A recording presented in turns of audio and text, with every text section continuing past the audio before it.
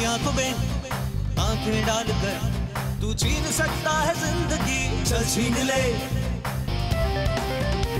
तुझ में है जो वो नहीं है और में, इस बात पर है अजनबी, कर यकीन ले। जो है नहीं दूसरी को सच है मानता, तू उसको ही खुद से बड़ा है जानता। तू नहीं किसी और से, तू खुद से ही भयभीत है।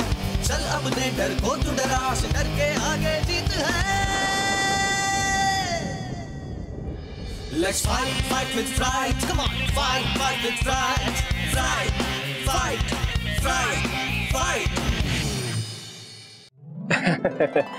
भाभी जी आप भी लीजिए ना, आप भी लीजिए। अरे त्रिपाठी जी आप भी लीजिए, क्यों शर्म कर रहे हो?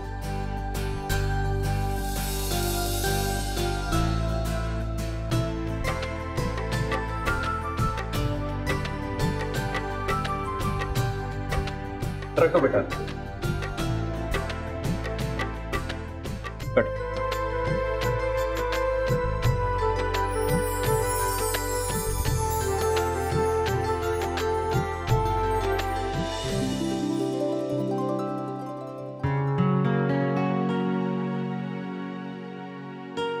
भाभी जी, जिस तरह से जतिन के पापा मेरे अच्छे दोस्त हैं ना, उसी तरह से त्रिपाठी जी मेरे परम मित्र हैं।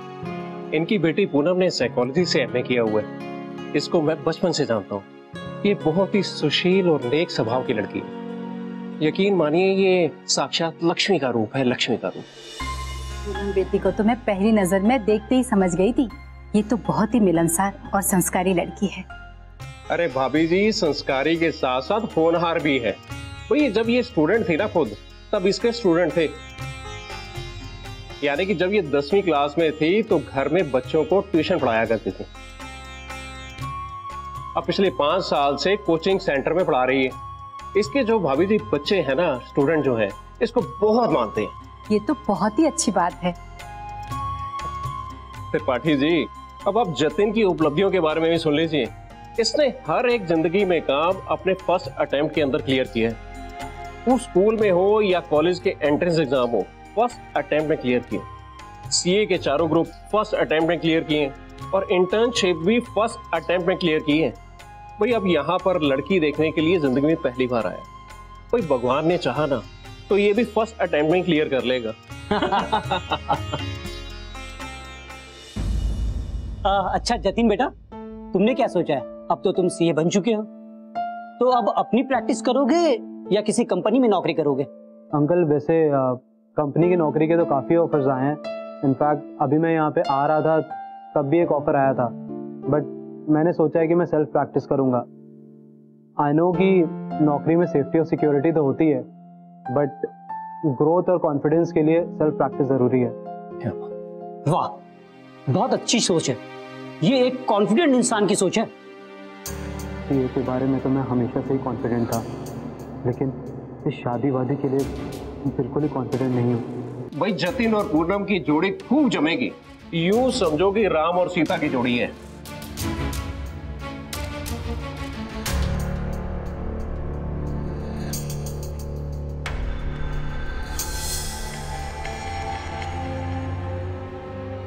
भाई नितिन और रमा की जोड़ी खूब जमेगी। यूं समझो कि राम और सीता की जोड़ी है। भाई साहब, जतिन और पूनम एक दूसरे को पसंद कर ले, इससे बढ़कर हमें और क्या चाहिए? भाई साहब, नितिन और रमा एक दूसरे को पसंद कर ले, इससे बढ़कर हमें और क्या चाहिए? त्रिपाठी जी, मैं क्या कहता हूँ, हमारी बातें तो चल ही रही हैं और आगे चलती भी रहेंगी। भाई असली बात तो जतिन और पूनम के बीच में होनी चाहिए, ताकि एक दूसरे को समझ सकें। क्यों ना हम दोनों इनको अकेले में बात करने का मौका दें।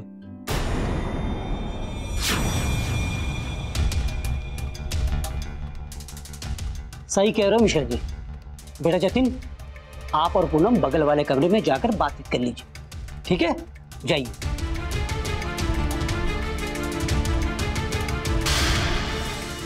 नितिन को भले ही अपने माँ बाप की प्रॉपर्टी में हिस्सा नहीं चाहिए, लेकिन मुझे अपने सास ससुर की प्रॉपर्टी में हिस्सा चाहिए।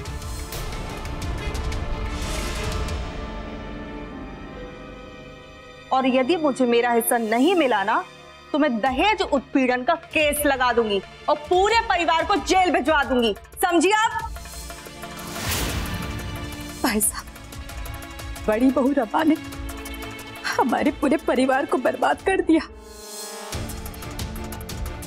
घर का बंटवारा भी कर दिया, मेरे बेटे को तलाक भी दे दिया और दहेज का झूठा केस लगाकर हमारे सारे परिवार को, सबको जेल भेज दिया था।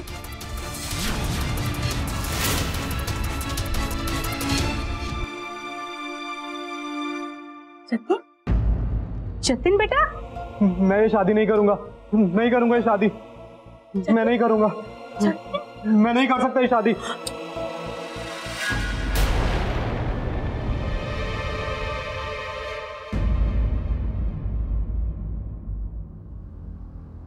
क्या हुआ मिश्रा जी? इस तरह अचानक जतिन बेटा बाहर क्यों चला गया? हमसे कोई गलती हो गई क्या? अरे नहीं नहीं त्रिपाठी जी, ऐसी कोई बात नहीं है। दरअसल जतिन के बड़े भाई नितिन की शादी ना बहुत सदमे और कलेश के साथ टूटी है और बड़ी बहू रमा ने भी शांति भाभी को बहुत परेशान किया है। तो इन सब बातों का जतिन के दिल पर बहुत गहरा धक्का लगा है। तब से वो शादी ब्याह की बातों से डर जाता है, और कोई बात नहीं है। आप सबको जतिन की वजह से बहुत परेशानी हुई, उसकी तरफ से मैं आप सबसे माफी मांगती हूँ। अरे नहीं नहीं बहन जी, इसमें आपकी और जतिन की कोई गलती नहीं है। ये तो इंसानी फितरत है। दूध का जला इंसान छाछ भी फूंक फूंक कर पीता है। आप जतिन को संभालिए, उसका जो भी फैसला होगा वो हमें मंजूर होगा।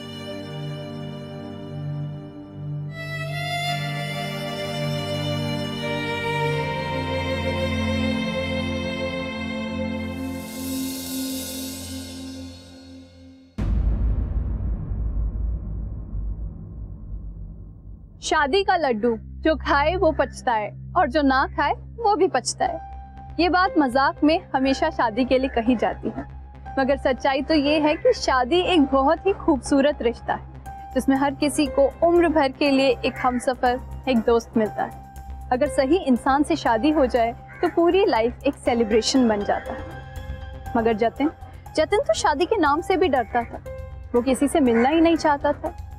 मगर क्या थी वजह, क्यों जतिन को इतना डर लगता था? आइए देखते हैं।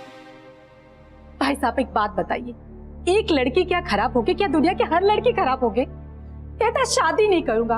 अरे मेरी उम्र ही कितनी बची है अब? माँ, मैं आपको कितनी बार बोल चुका हूँ, ऐसी अशुभ बातें मत किया करो। जतिन बेटा, तुम्हारी मम्मी बिल्कुल ठीक बोल रही है। एक गलत अनुभव की वजह से कोई जीना तो नहीं छोड़ देता ना। एक नहीं, दो मेरी दोनों भाभीओं ने घर का बंटवारा कर दिया है। बड़ी भाभी ने तो एक सिर्फ दरार डाली थी और छोटी भाभी ने सब कुछ तहस नहस कर दिया है।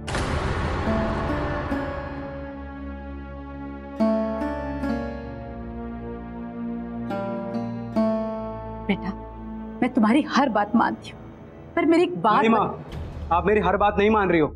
आप लोग को मैं कितनी बार बोल चुका हूँ, मेरे लिए शादी के लिए रिश्ते देखने की जरूरत नहीं है, पर आप लोग सुनते ही नहीं मेरी बात।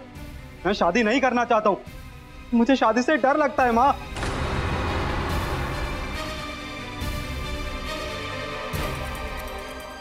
जतिन बेटा, यकीन मानो पूनम रमा जैसी बिल्कुल भी नहीं है। बेटा, उसको मैंने बचपन से अब तक अपनी आंखों से बड़े होते देखा है। बेटा, वो बहुत अच्छी लड़की है। भैया की शादी के वक्त भी तो आप लोग ने यही बोला था ना कि रमा भाभी अच्छी हैं। फिर क्या हुआ? पूरे के पूरे घर का बंटवारा कर दिया उन्होंने। भैया को तो दे दिया उन्होंने तलाक और हम सबको भेज दिया उन्होंने जेल। आज तक उन्हीं की वजह से भैया मेंटल असाइलम में है। शादी के बाद ही ना सबकी असली शक्ल सामने आती है। और फिर बड़ी भाभी का भी क्या, उनको भी तो बोला गया था कि बहुत अच्छी हैं। क्या हुआ? घर छोड़कर चली गई ना वो। माँ का चेहरा देखना तो दूर, उन्होंने एक फोन तक नहीं किया और भैया को भी नहीं करने देती हैं। बेटा, पांचों उंगलियां बराबर नहीं होती। जहां बुरे लोग होते हैं वहां अच्छे लोग भी होते हैं। और दो लोग क्या बुरे निकल गए, इसका मतलब दुनिया में कोई अच्छी लड़की है ही नहीं। शादी कर लो बेटा।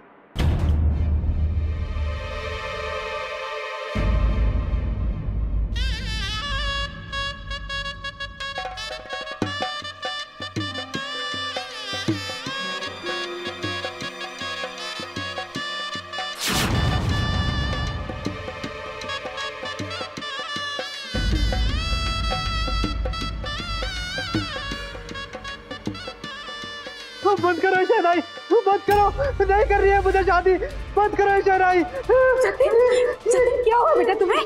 बेटा बंद करो। शांत हो जाओ बेटा, शांत हो जाओ, ठीक है। हम तुम्हें शादी करने के लिए नहीं कहेंगे। संभालो बेटा अपने आप को, शांत हो जाओ, शांत हो जाओ बेटा, शांत हो जाओ।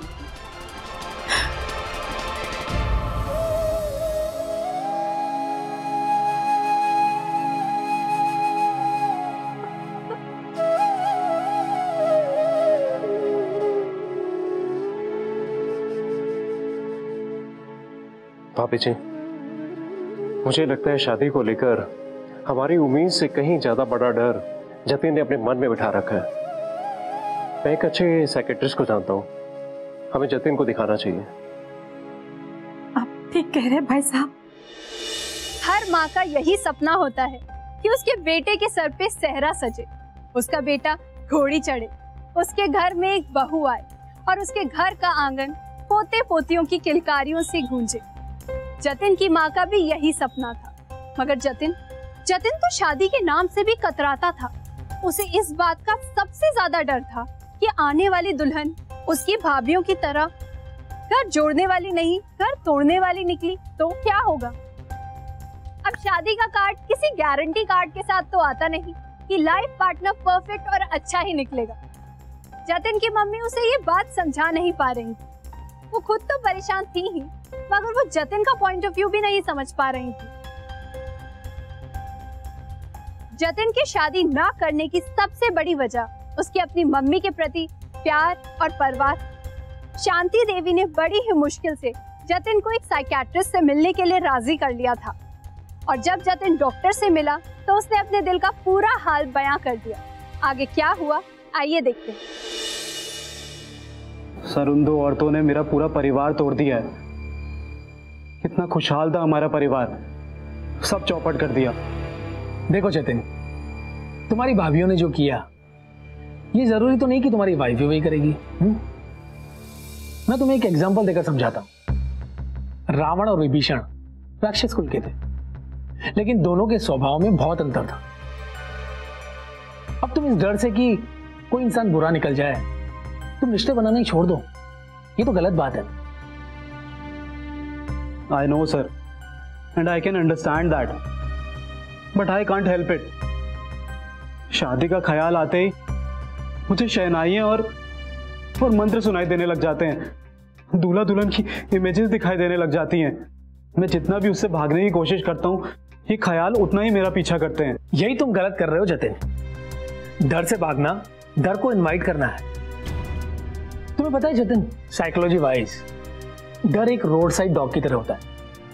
तुम डर से जितना भागोगे वो तुम्हें उतना ही भगाएगा। फोबिया कोई भी हो, उससे बचने का एक ही तरीका है, face it, face your fear.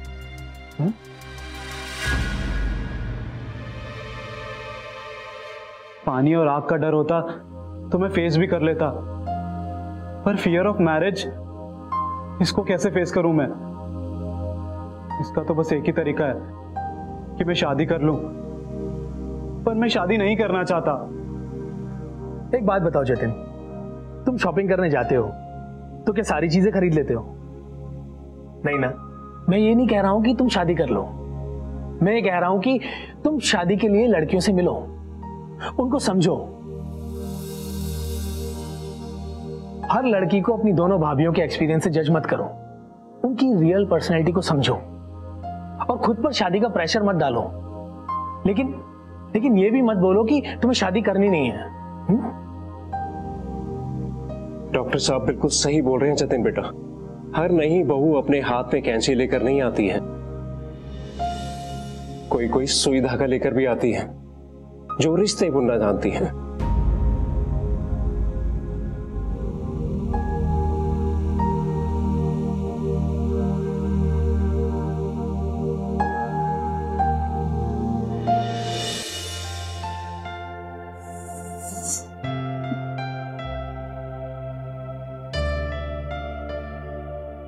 अरे माँ, ये कैसे हुआ? ये चोट कैसे लगी आपको? अरे कुछ नहीं, तू ना छोटी छोटी बात पे परेशान हो जाता है। परेशान होने वाली भी कोई बात नहीं है, एवरीथिंग इज अंडर कंट्रोल। माँ, ये पूनम। अरे जब हम परसों गए थे ना इसके घर पे, तुम्हारा वो आधार कार्ड गिर गया था, तो ये वही वापस करने आई थी। मैं दरवाजा खोलने ही गई ना तो वहीं पर फिसल कर गिर गई। मान लो भगवान ने इसे मेरी मदद करने के लिए भेज दिया हो। इतना सेवा किया इस लड़की ने मेरी, क्या बताऊं तुम्हें।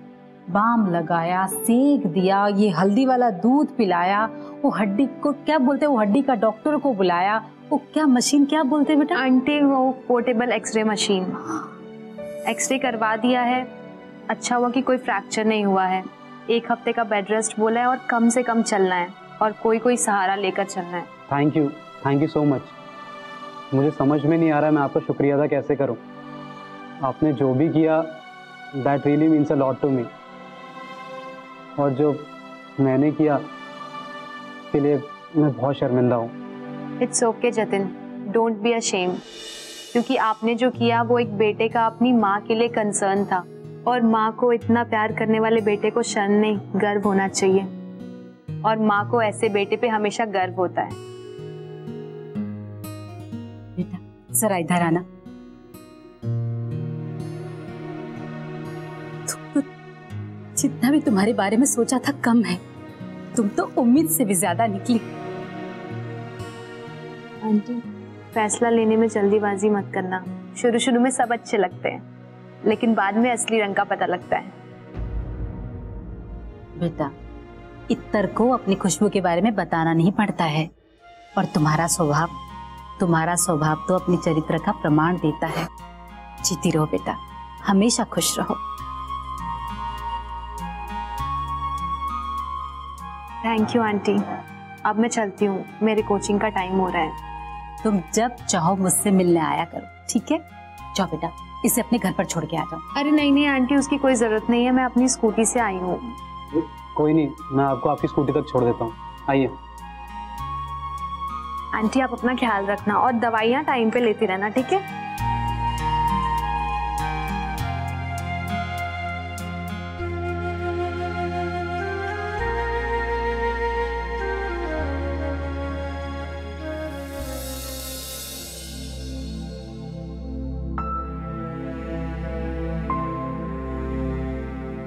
पूनम जी, उस दिन के लिए आई एम रियली सॉरी। अरे यार डोंट बी सॉरी, मुझे सब कुछ पता है, और वैसे भी I respect you for that. Poonam ji आप बहुत अच्छे हो, आपकी शादी जिसके साथ भी होगी ना वो बहुत ही खुशकिस्मत होगा और बहुत खुश रहेगा। ये बाइक आपकी है? हाँ। कभी पंक्चर हुई है? हाँ हुई है। कितनी बार पंक्चर हुई है? यही कोई 3-4 बार।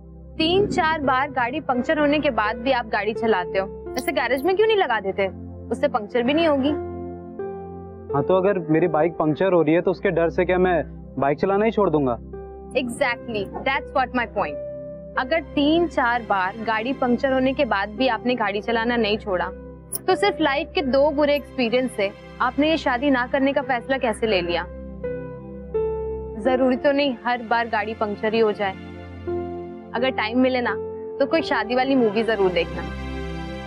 Bye bye bye.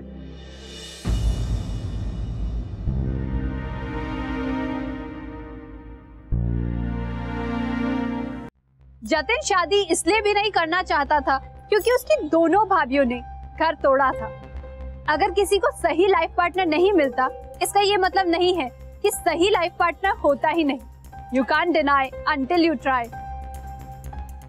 पूनम की बातों ने जतिन के मन में एक तूफान सा मचा दिया। उसकी बातें सिंपल भी थी और सच्ची भी थी। शादी जिंदगी को कैसे खूबसूरत बना सकती है, अपने मन को ये बातें समझाने के लिए जतिन ने थोड़ा फिल्मी तरीका अपनाया। उसने पारिवारिक फिल्में देखना शुरू की, जैसे हम आपके हैं कौन, हम साथ साथ हैं, एक विवाह ऐसा भी इत्यादि। और ये फिल्में देखकर धीरे धीरे जतिन के मन में शादी को लेके एक विश्वास पैदा हुआ। और उसके बाद जतिन ने जो किया वो भी थोड़ा फिल्मी था।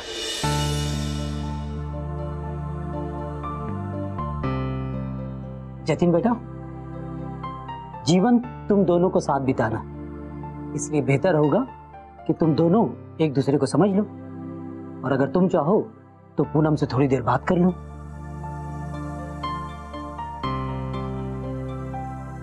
अंकल अब थोड़ी देर क्या, मैंने डिसाइड कर लिया है कि अब पूरी जिंदगी पूनम से ही बात होगी।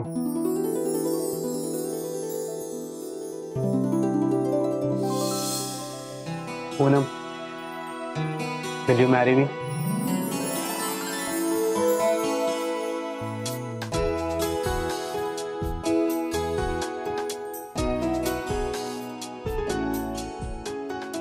अरे भाई त्रिपाठी जी, मुंह खोलिए अब तो। बधाई हो।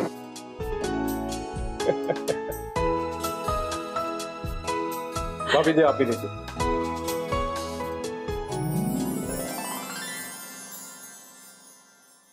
Marriages are made in heaven. ये बात सुनने में जितनी क्लीशे लगती है, पर मानो तो उतनी ही सच है। एक सही लाइफ पार्टनर हमारी जिंदगी की सबसे बड़ी ताकत बन सकता है, जिससे हम लाइफ के हर एक डर का आसानी से सामना कर सकते हैं। अगर जतिन को डर मिला था तो उसे पूनम भी मिली थी, जिसने जतिन को समझा और उसके डर को भी समझा। डर कैसा भी हो, किसी भी प्रकार का हो, प्यार और विश्वास से हम उसे दूर कर सकते हैं। लोगों को फोबिया से निकालना ही राइट फाइट का मोटिव है। हम हर एपिसोड में एक नए फोबिया को टटोलते हैं। नेक्स्ट एपिसोड में एक नए फोबिया के साथ, एक नए पेशेंट के साथ और एक नई कहानी के साथ हाजिर होंगी मैं। तब तक के लिए अपना ख्याल रखिए और खुश रहिए। बाय। निखिल, हाँ, I like you. I'm sorry. I actually don't know how to react to this, you know. मुझे आज तक प्रपोज नहीं किया ना, तो नहीं मैं क्या बोल रहा था कि मुझे ना क्लास के लिए लेट हो रहा है। आई प्रॉमिस, मैं लेट हो रहा था। तुम यहीं रहो, मैं तुम्हें क्लास के बाद आके मिलता हूँ। I'll seriously see you after the class.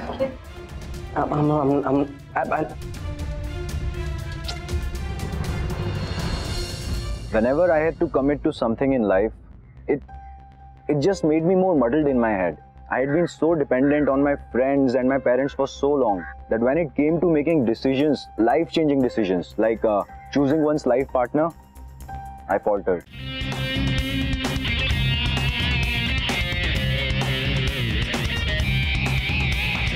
मौत की आंखों में आंखें डालकर तू छीन सकता है जिंदगी, चल छीन ले। तुझ में है जो वो नहीं है और में, इस बात पर है अजनबी, कर यकीन ले। चल अपने डर को तू डरा से, डर के आगे जीत है।